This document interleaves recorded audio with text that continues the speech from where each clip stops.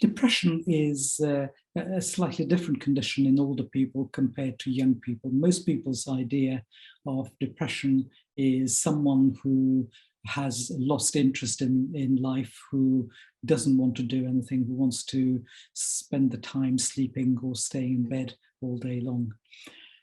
In older people, depression presents in a very different way. Older people are often very anxious, they're unable to concentrate on things, they will start a task and then not finish it. They may have difficulty sleeping, so they might go to sleep, but then wake up in the early hours and not able to go to sleep, and the mind's wandering and racing. They can become very irritable and short-tempered.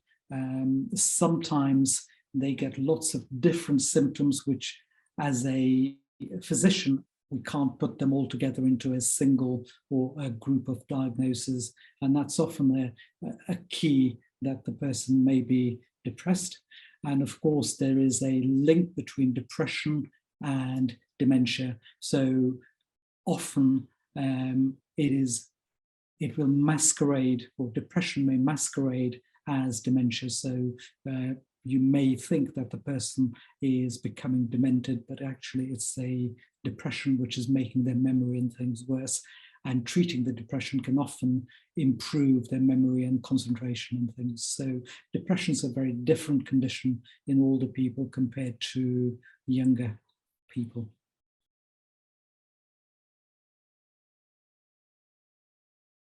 So in older people, the symptoms are quite general, broad, and as I've mentioned, they often present with difficulty sleeping. They may be able to get to bed, but then wake up in the early hours.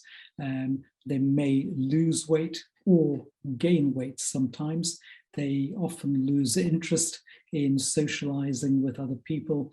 They may lose interest in activities and may become more irritable and short-tempered. Sometimes they also get lots of aches and pains in different areas which you can't put together.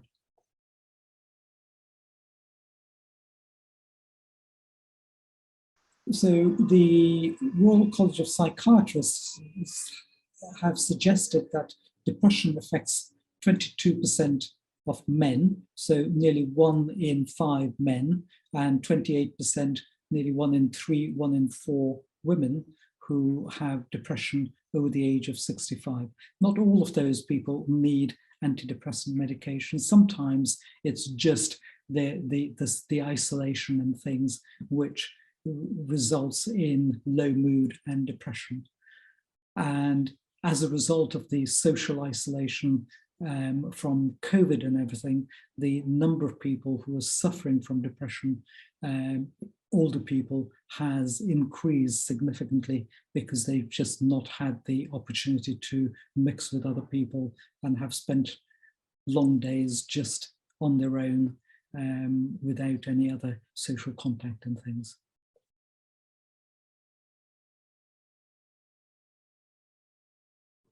So I think women are at a higher risk than men. And that's probably because men tend to die earlier, leaving women as widows who are then on their own. So loneliness and isolation increases the risk of depression. Also, as you get older, you are not able to do all the activities that you were able to do, which may then lead to low mood and depression. And the final bit, especially if you're living in a rural area and are dependent on your driving or your car, and you can't drive because of your visual problems or memory problems, then you are perforce isolated and not able to socialize and things. So those sorts of things cause depression. Another cause of depression and risk for depression is poverty. And with the cost of living crisis, we are likely to see a lot of people becoming worried about whether they'll be able to pay the bills, whether they'll be able to heat their home. All of those things will increase the risk of depression.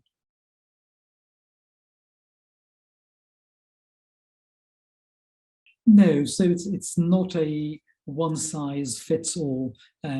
Some people may just get one or two symptoms, others may get a variety of symptoms, as we've explained. So it's a broad condition, and you need to really focus on the patient and listen to their story and ask them questions to try and get a sense of how depressed they are and how best to deal with that. So some people with mild symptoms, you can just deal with having social activities and just advise increasing physical activity as well as social activity.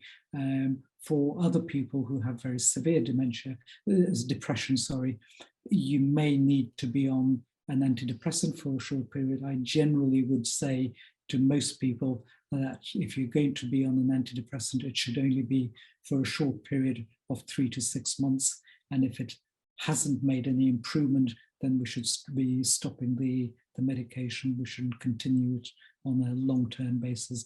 And even if they have made an improvement, then we should be thinking about stopping it and not have it on a long-term basis.